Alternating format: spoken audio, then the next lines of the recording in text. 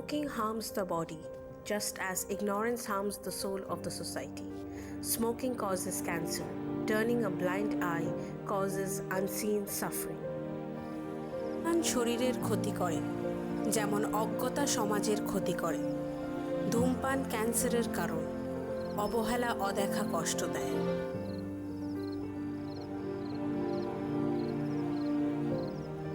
Kolkata, the city of joy, is known for its grandeur, vibrant colors, and strong spirit. Yet beyond the busy streets and iconic landmarks lies another Kolkata, hidden in the shadows of its winding alleys. It's a world that few ever see, carrying untold stories and unnoticed lives.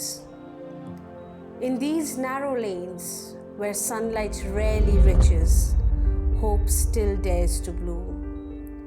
The people here are not just survivors, they're dreamers, fighters, and guardians of a resilience that remains unbroken.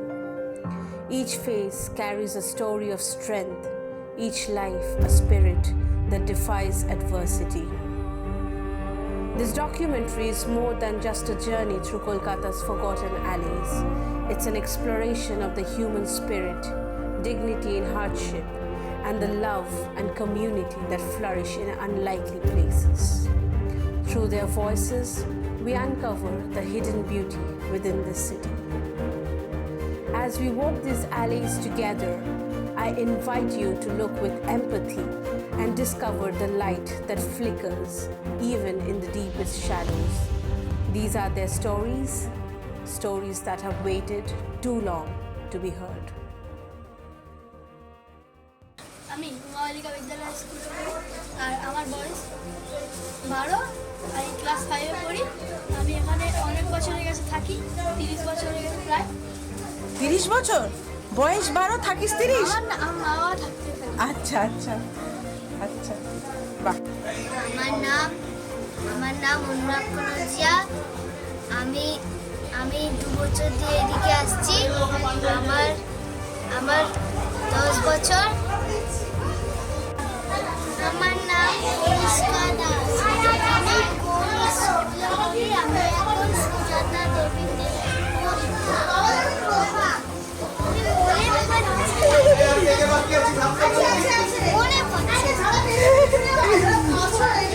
তোমার নাম কি?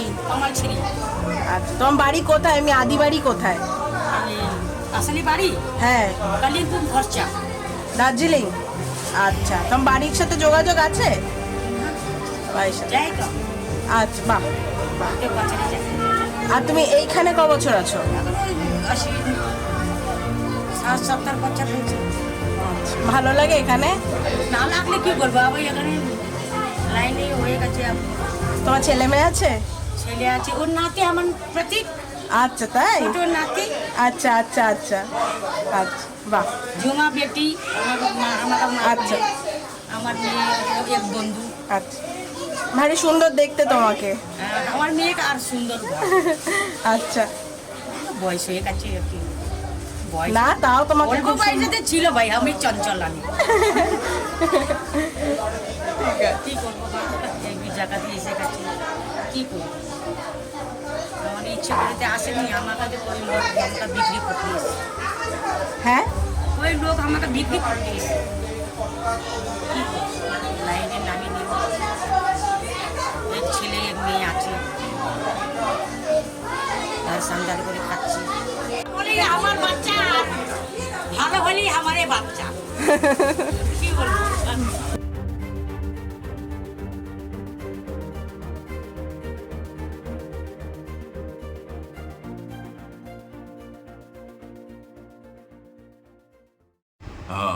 আমার জীবনের প্রথম 16টা বছর, মানে আমার জন্ম থেকে মাধ্যমিক দেওয়া পর্যন্ত কেটেছে বউবাজারে, বা স্পেসিফিক্যালি বললে বউবাজারের কুখ্যাত হাড়কাটা গলিতে। কুখ্যাত এই কারণে যে ওখানে আছে হচ্ছে কলকাতা শহরের এক অন্যতম রেড লাইট এরিয়া। এখানে যেখানে থাকেন আর কি সাধারণের ভাষায় বললে বেশ্যারা বা পতিতারা, যৌনকর্মীরা থাকেন ওখানে। তা কিন্তু আমার এদেরকে দেখা এবং ফলে আর কি আমার এদেরকে দেখা বা অন্যদের এদের দেখার মধ্যে একটা পার্থক্য আছে। কারণ আমি এদেরকে দেখেছি হচ্ছে আমার পাড়ার মেয়ে হিসেবে, নীলাদি, লীলাদি, মিনুদি বা মালতী মাসি, রমা মাসি, আমি এদেরকে এইভাবে চিনেছি। ছোটোবেলা থেকে এদের সঙ্গে আমি এইভাবে বড় হয়েছি। আমার মনে আছে যে যখন ওই সময়টা একটু পলিটিক্যালি টার্ময়েল চলছিল আর কি পশ্চিমবঙ্গে, প্রচুর বোমাবাজি হতো বউবাজার অঞ্চলে রাজনৈতিক দলেদের মধ্যে সমস্যায়। তা আমরা স্কুল থেকে ফিরছি, বাচ্চা খুবই, ওই রকম বোমাবাজি হচ্ছে। আমাকে পাশের একটা বাড়ি থেকে একজন মহিলা, তিনি হাত ধরে টেনে নিলেন আর কি ভেতরে, বলে আমাদের ওখানে বসালেন, নিজের বাড়িতে বসালেন, বসিয়ে মুড়ি বাতাসা খেতে দিলেন। মাঝে মাঝে তিনি দেখছেন যে থেমেছে কি না, থামলে আর কি সমস্যা, ঝামেলা থামলে তিনি হাত ধরে আমাদের বাড়ি পৌঁছে দিলেন। এইভাবে আমরা একসঙ্গে বড় হয়েছি আর কি। ফলে আমি এদেরকে আজও আর কি অন্যরকম চোখেই দেখি। আমার যেটা দেখে মনে হয়েছে এদের যেটা অনেক সমাজসেবী সংগঠন কাজও করছে এই রেড লাইট এরিয়াগুলোতে, এরা তো খুব বিপজ্জনক পেশার সঙ্গে যুক্ত, এবং বিপজ্জনক হচ্ছে তার নিজের শরীরের জন্য, নিজের স্বাস্থ্যের জন্য বিপজ্জনক এদের এই পেশাটা। তার ফলে সরকার যেটা করতে পারে বা করা উচিত সেটা হচ্ছে সমাজসেবী সংগঠনগুলোর সঙ্গ নিয়ে, তাদের সঙ্গে কথা বলে যদি এদের শারীরিক নিরাপত্তা, স্বাস্থ্যের নিরাপত্তা, হাইজিন, এইগুলো যদি সুনিশ্চিত করা যায় তাহলে খুব ভালো।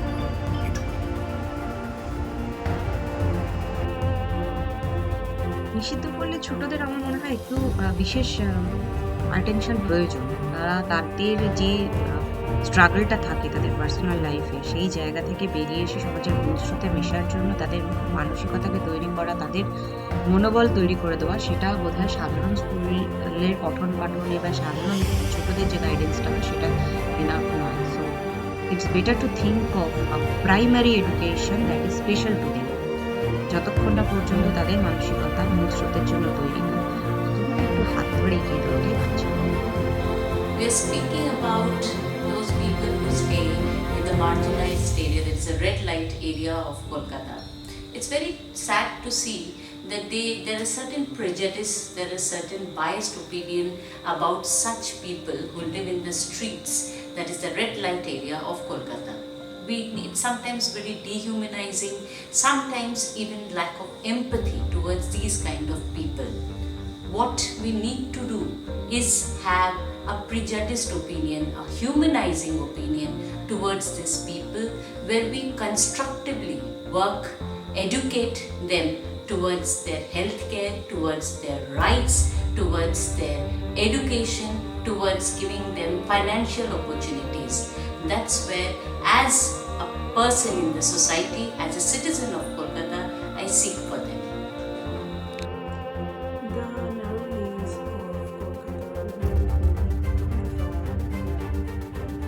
not everyone is able to live with dignity, and here the documentary is about those narrow lanes of the city that we do not talk about, the shady lanes, the red area. And I don't think that they are even a shadow, because they are not.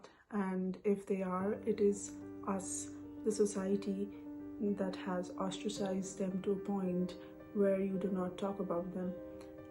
I feel that they have the rights, and we should advocate for their rights so that they have the option of living a life on their own terms.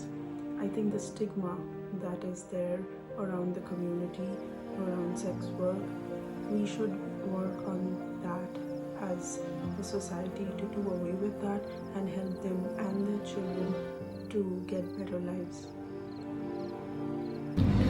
Women and children who reside in the red light areas in Kolkata, they have their own narratives, they have their own voices.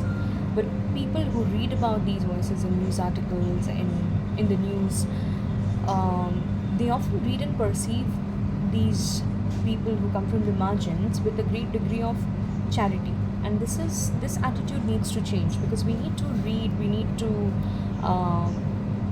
talk to them, we need to learn about these people, the real conditions of these people, with a certain degree of dignity.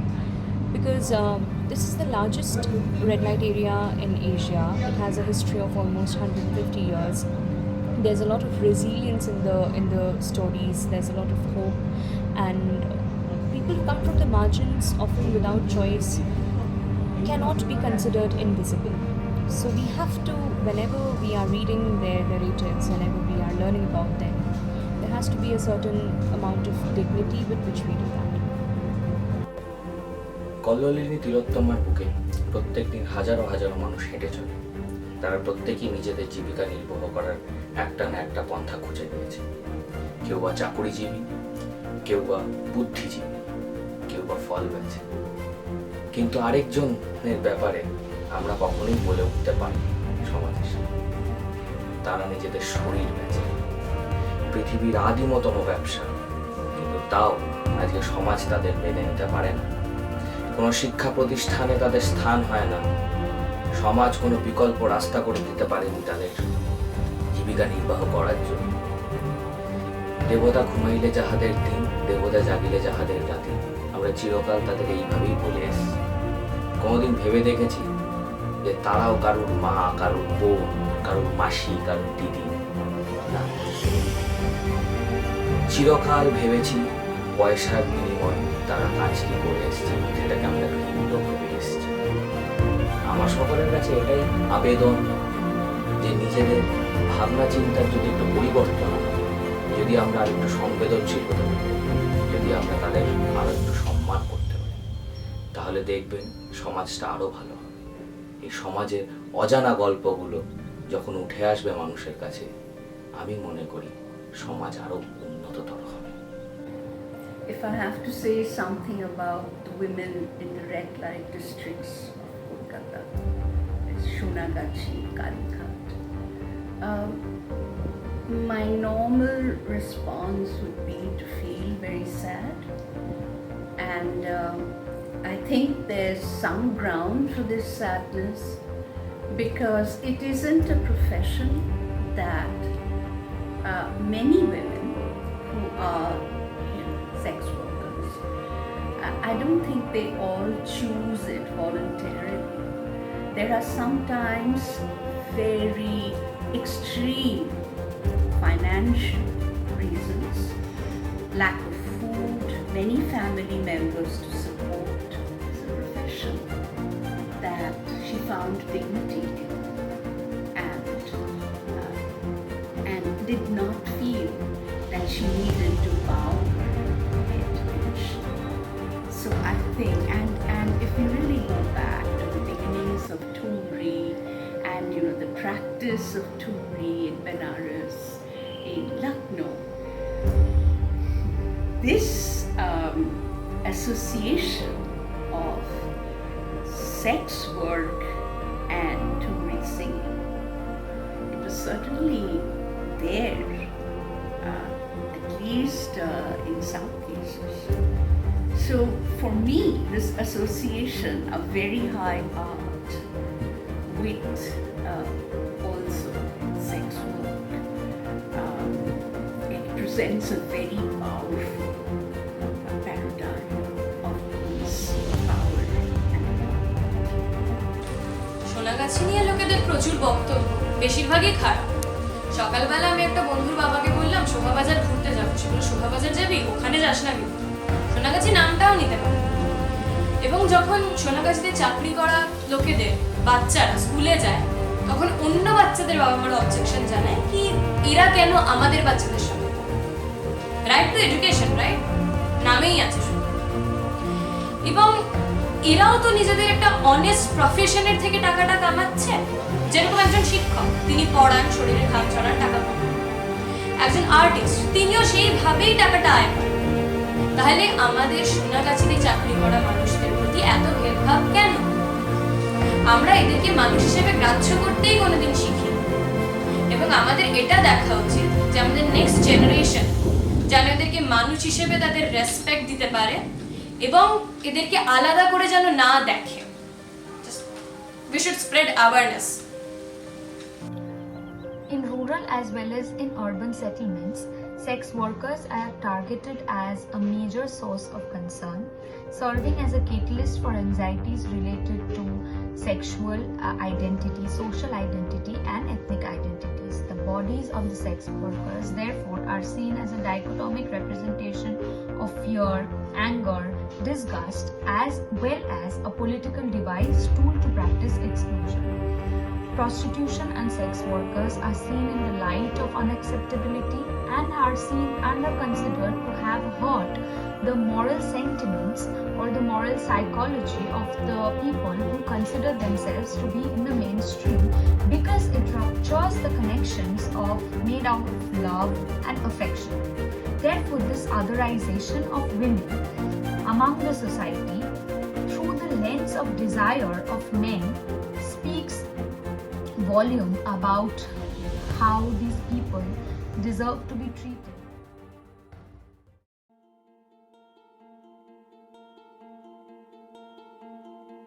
আগুন থেকে বেরিয়ে এসেছি আমি, আমার যা ছিল সব পুড়ে গেছে, আর যেটুকু বাকি আছে তার বিনাশ নেই।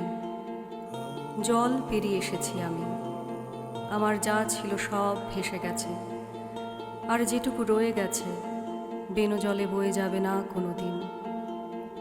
আমার মাথায় আকাশ ভেঙে পড়েছে, সব চাপা পড়ে গেছে মাটির নিচে, তবু যেটুকু পা মাটিতে দাঁড়িয়ে মুখ তুলে চায় আকাশের দিকে, সে চোখের পাতা আর পড়বে না কোনো দিন। আমার পরিচয় কোনো পত্র নেই, সব পাতা ঝরে গেছে, বহু পত্র ঝরে যাওয়া বসন্ত দিন পেরিয়ে এসেছি আমি, বহু বসন্ত পেরিয়েছে আমায়। আজ কোন পত্রে লিখব বলো আর আমার পরিচয়? সব পুড়ে গেছে আগুনে, ভেসে গেছে জলে, চাপা পড়ে গেছে মাটির তলে। আর কোন পত্রে বলো, আর কোন শর্তে দেব আমার পরিচয়?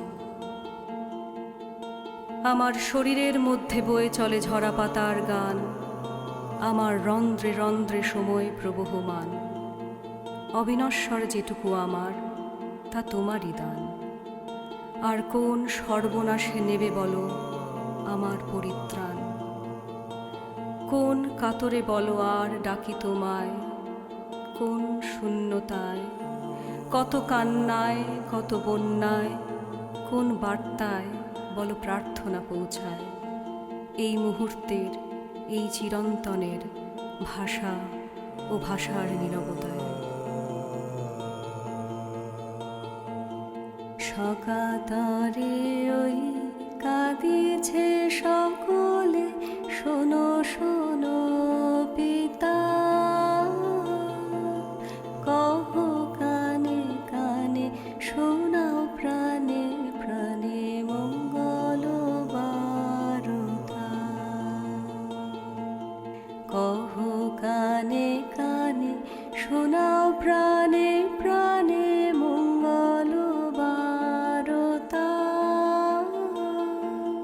কহ কানে কানে শোনাও প্রাণে প্রাণে মঙ্গল বারতা। ক্ষুদ্র আশা নিয়ে রয়েছে বাঁচে সদাই ভাবনা, যা কিছু পায় হারায় যায় না মানে সান্ত্বনা।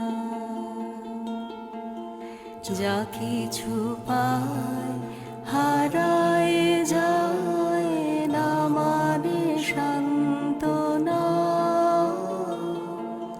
যা কিছু পায় হারায় যায়